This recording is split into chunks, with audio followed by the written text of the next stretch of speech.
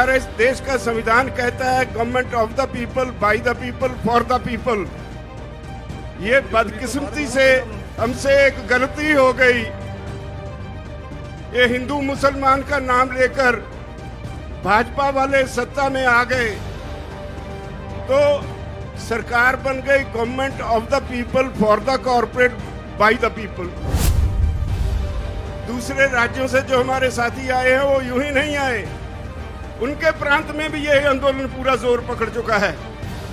और एक बात कहूं, जितना ये आंदोलन जोर पकड़ रहा है उतनी मोदी की, उसकी भाजपा की जड़ें उखड़ रही है।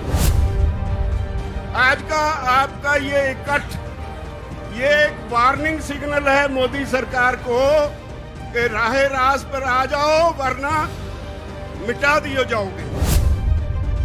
पिछले हफ्ते अमेरिका में वहां के गोरे किसानों ने आपके हक में एक बहुत जबरदस्त मुजाहरा किया और उन्होंने जो मैसेज सोशल मीडिया पे दिया वो कहते हैं भारत के किसानों हम आपके साथ हैं, आपके साथ सारी दुनिया के लोग हैं। हाउस ऑफ कॉमन्स में 2 बार बहस हो चुकी है आपके इन कानूनों के ऊपर।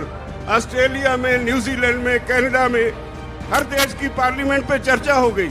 विदेशों में सरकार की खिल्ली उड़ रही है। बहुत धन्यवाद टिकैत साहब। ऐसा नहीं कि हम आप सभी से नाराज हैं, आप हमारा हिस्सा है, हमारे भाई हैं, हमारी बहनें हैं। मैं कल आ रहा था पंजाब से, जिस तरह से रास्ते में आपने लंगर लगाए, जिस तरह से आप हमें इज्जत दे रहे थे, उसके लिए मेरे पास शब्द नहीं आपका धन्यवाद करने के लिए। मुजफ्फरनगर के लोगों ने इतना प्यार दिया, पंजाब के, हरियाणा के लोग जब आ रहे थे इतना प्यार दिया, इतना सत्कार दिया, उसके लिए मेरे पास शब्द नहीं धन्यवाद देने के लिए। लेकिन ये छोटी सी घटना हुई, मैंने उस पे गिला किया। बात आप सब की है, आप सब यहां क्यों बैठे हैं ये समझना होगा। आज सारा देश एक खास तरह के संकट में है। जो आदमी सख्त मेहनत करता है वो भूखा मर रहा है, जो आदमी एसी में बैठा है, जो आदमी एक कॉरपोरेट हाउस चलाता है, देश की सारी दौलत उसकी तरफ धक्के से जा रही है। हम सरकार चुनते हैं, हमारे देश का संविधान कहता है government of the people, by the people, for the people. ये बदकिस्मती से हमसे एक गलती हो गई। ये हिंदू मुसलमान का नाम लेकर भाजपा वाले सत्ता में आ गए तो सरकार बन गई government of the people, for the corporate, by the people. लोग चुनते तो हैं सरकार, लेकिन वो सरकार आज लोगों के लिए नहीं होती। हम अपने नुमाइंदे चुनते हैं, वो पार्लियामेंट में जाते हैं, विधानसभा में जाते हैं। उनकी पहली ड्यूटी ये होती है कि वो वहां जाकर ऐसी पॉलिसीज बनवाएं जिससे लोग शांति से अपना जीवन जी सके, ऐसे कानून बनवाएं जिससे लोगों को तरक्की करने में मदद मिले।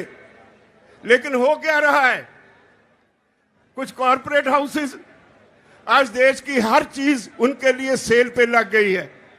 रेलवे बेच दी अडानी को, हवाई अड्डे अडानी को, तेल का बिजनेस अंबानी को, कम्युनिकेशन अंबानी को, एयरपोर्ट अडानी को।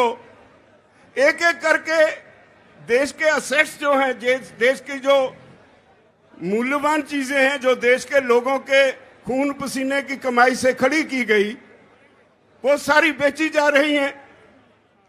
तो अब कृषि सेक्टर रह गया था। मोदी सरकार ने इस पे भी कॉरपोरेट हाउसेस के सामने परोस के रख दिया। सारी दुनिया का फेल हुआ मॉडल हमारे देश के किसानों पे लादने की कोशिश की जा रही है। 3 कानून बनाए, हमने 11 बार बहस की। भाइयों, मैं आपको बधाई देता हूं, इखलाक आपका बहुत बड़ा है, इखलाकी तौर पे आप ये जो केस है जीत चुके हैं, लेकिन सरकार बद इखलाक है। जितने कानून बनाए उन पे एक एक क्लॉज बाय क्लॉज हमने बहस की और उनके पास कोई जवाब नहीं, लेकिन झूठ बोलने में बहुत माहिर हैं। और इसी वजह से आज सारा देश इस आंदोलन में कूद पड़ा है।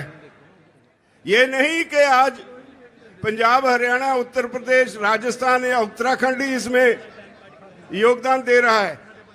ये तमिलनाडु वाले भाई ऐसे ही नहीं आए, ये मध्य प्रदेश के भाई और ये दूसरे राज्यों से जो हमारे साथी आए हैं वो यूं ही नहीं आए, उनके प्रांत में भी ये आंदोलन पूरा जोर पकड़ चुका है। और एक बात कहूं, जितना ये आंदोलन जोर पकड़ रहा है उतनी मोदी की, उसकी भाजपा की जड़ें उखड़ रही है।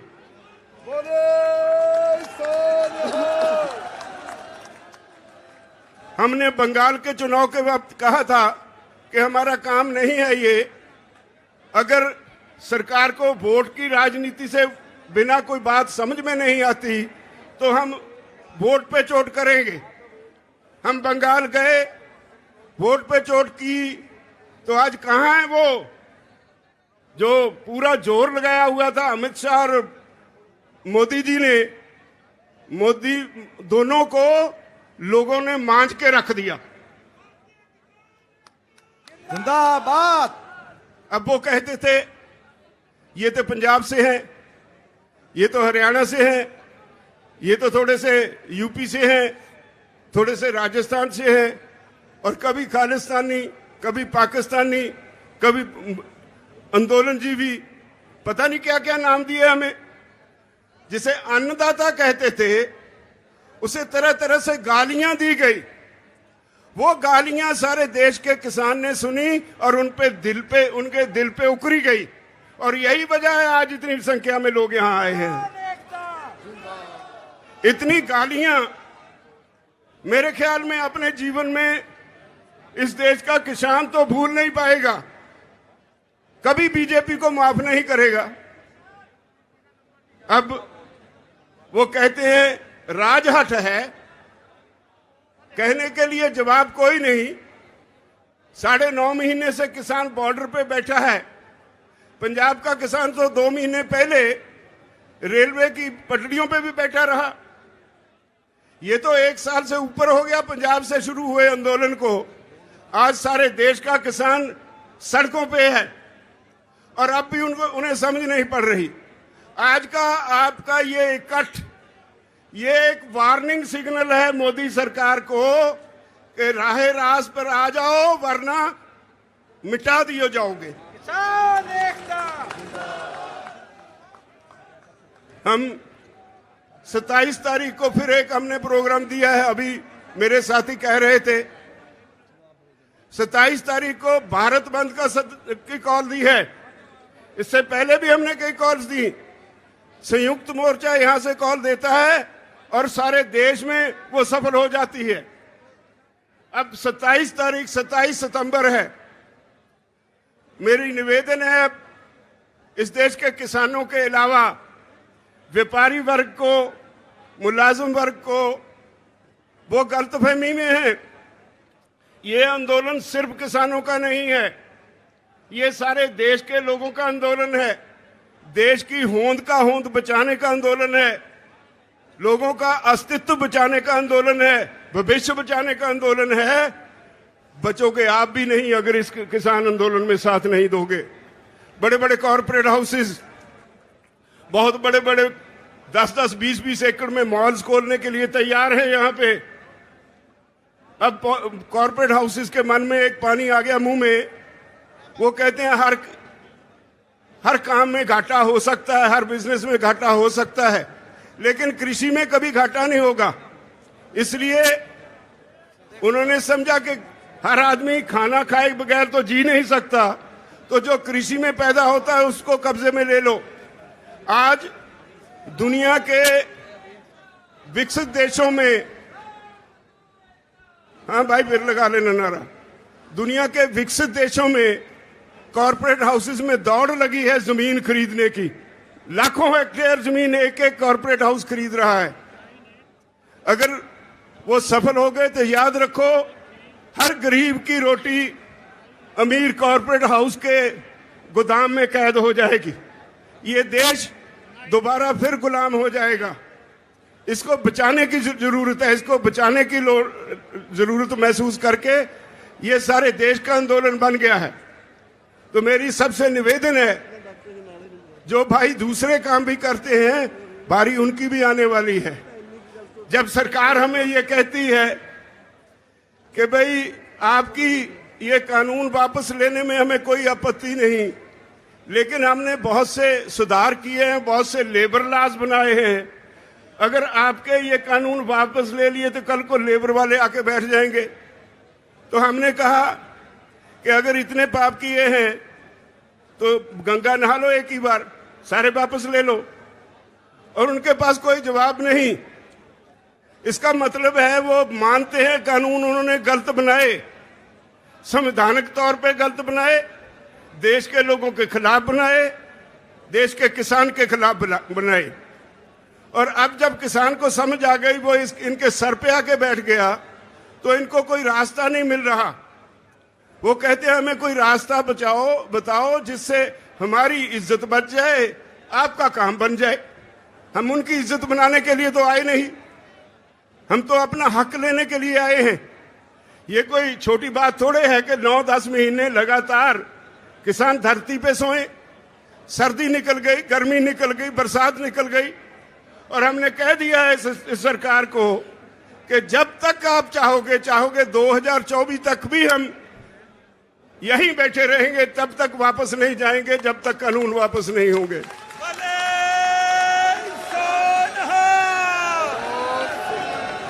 मुजफ्फरनगर की ये रैली, भाइयों, आपकी आज की ये रैली सारी दुनिया इसको देख रही है।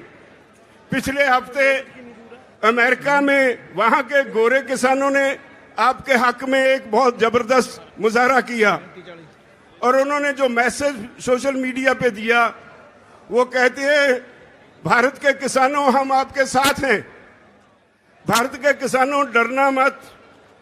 इन्होंने हमें डरा के कॉरपोरेट्स के चुंगल में फंसा दिया, और आज हमारी हालत ये है कि कॉरपोरेट का नाम सुनते ही हमें कंपकपी छिड़ जाती है।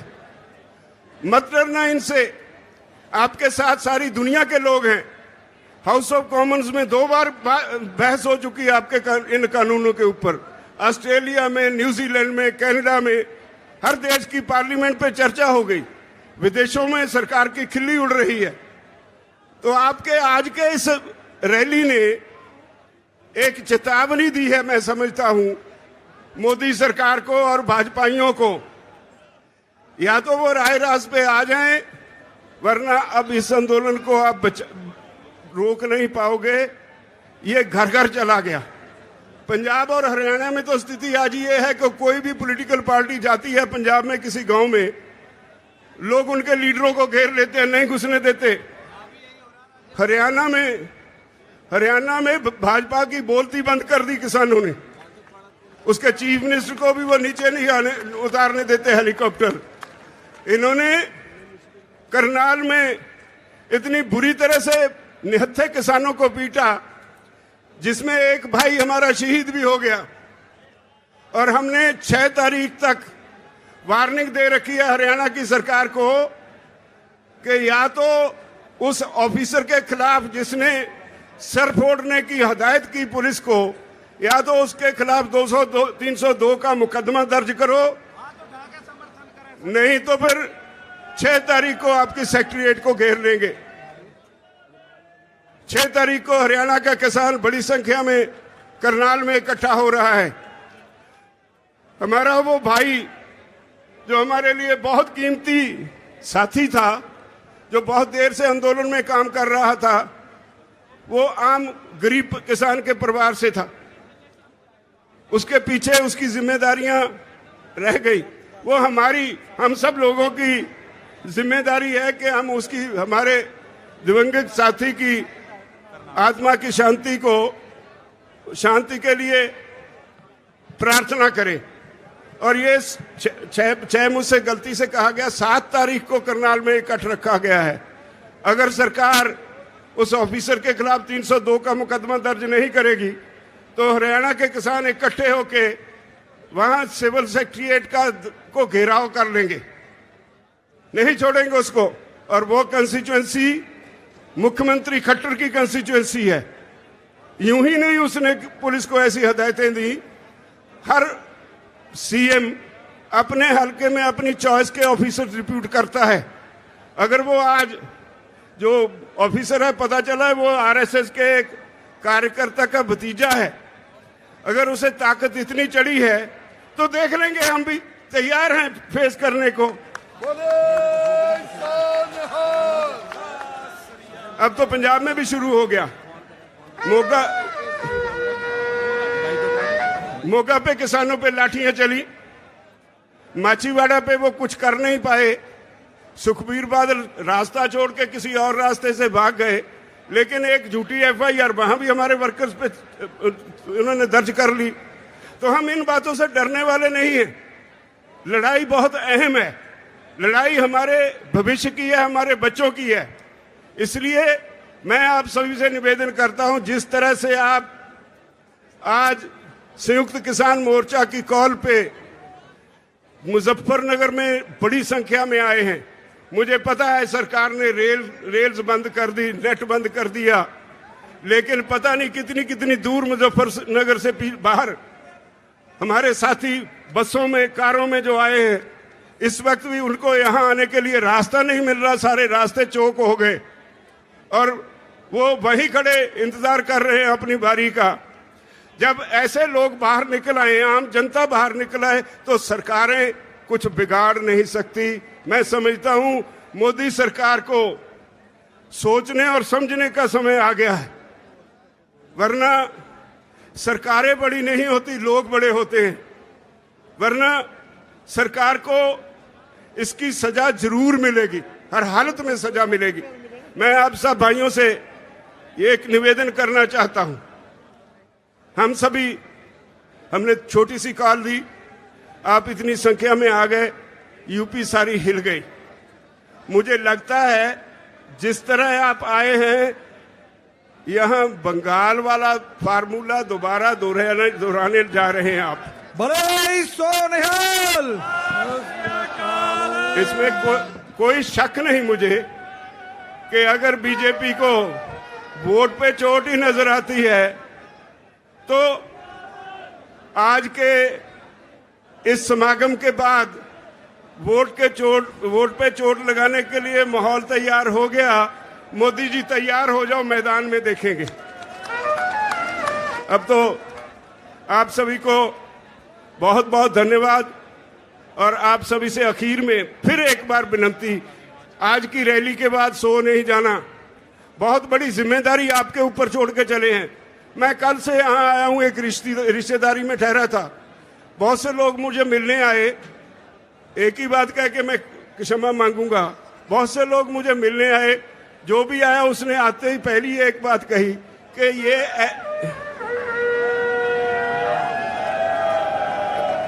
हर एक ने एक ही बात कही कि ये ग्राउंड ऐसी ग्राउंड है, जब मुजफ्फरनगर में इस ग्राउंड में रैली होती है और ये ग्राउंड भर जाए, इसका मतलब होता है यहाँ की सरकार गई।